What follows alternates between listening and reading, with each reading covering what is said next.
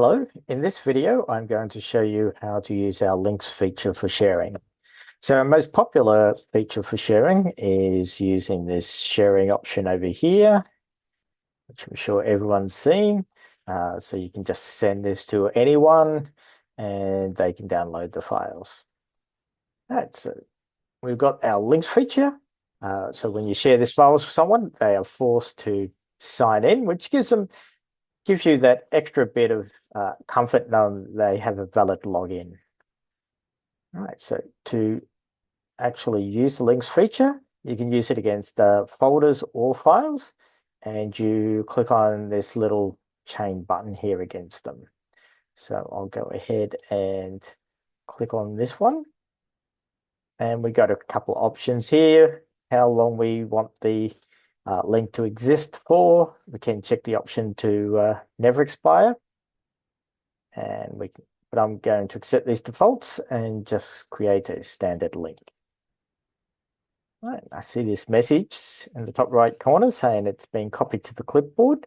So you can then take that URL that's been copied to the clipboard, put it in an email, make it look pretty, and send it off. For this demonstration, I'm just going to put it into a new tab. And you can see we've taken to a login page. And as I already have a login, I'm just going to click the option, please sign in. Enter my details.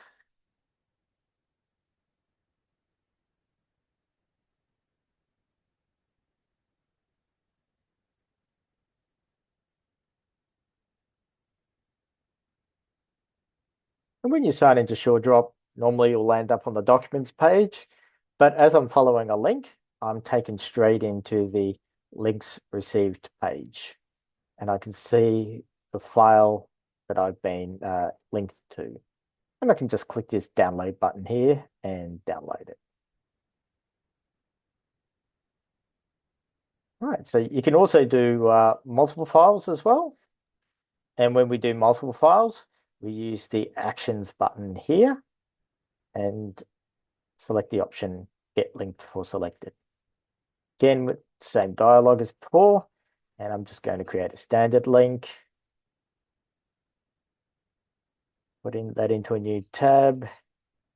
I'm going to use the same user.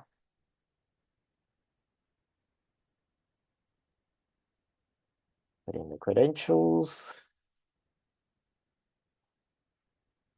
I'll log in.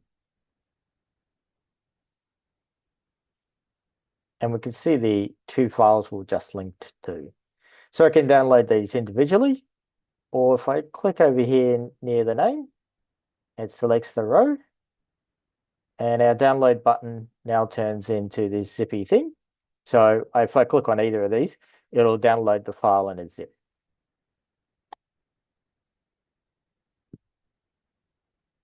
All right, so sometimes we don't want, maybe we've sent the link off to the wrong person. We can cancel those.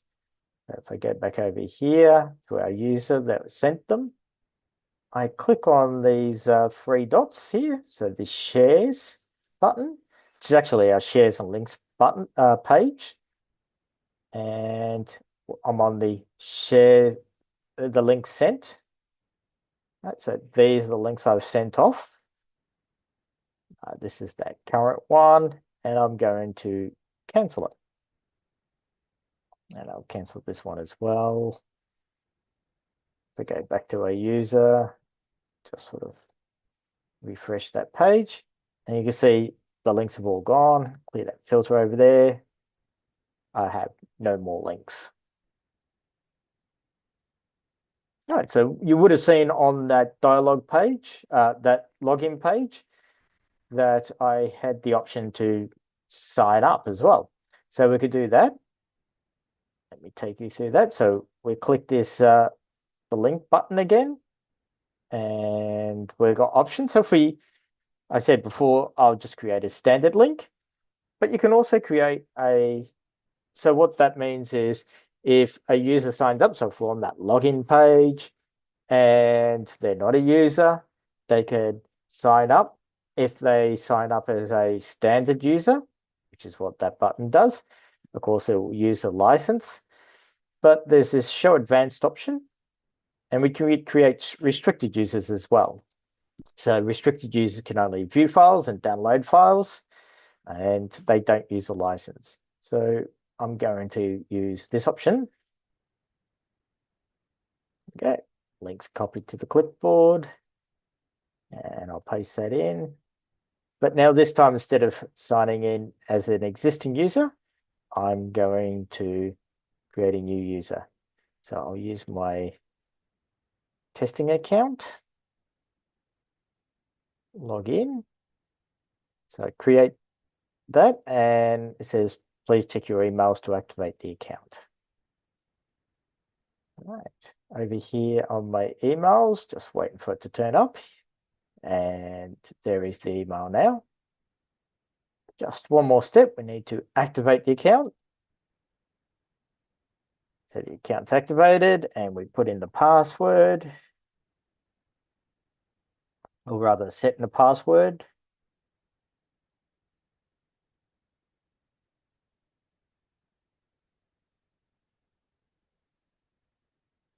And we're in. So we now have a login, and we have access to the file. Of course, if the administrator's got turned on that everyone has to have 2FA, when I'm going through this process as well, I would need to set up 2FA. Now, back here on this tab over here. So on this page, I'm logged in as my administrator. And not all administrators want people to be able to just sign up, as we just saw. Sometimes because, they want to know, they just want the administrators to be able to control who's been added to the system. So we can disable those links so that can't happen. And to do that, on the admin page, we select the option for team-wide settings, and down the bottom, we check the option disable shareable links. Click save. And when we go back over here to the admin, to our documents page, if we click on these links, get the message saying that it's now disabled.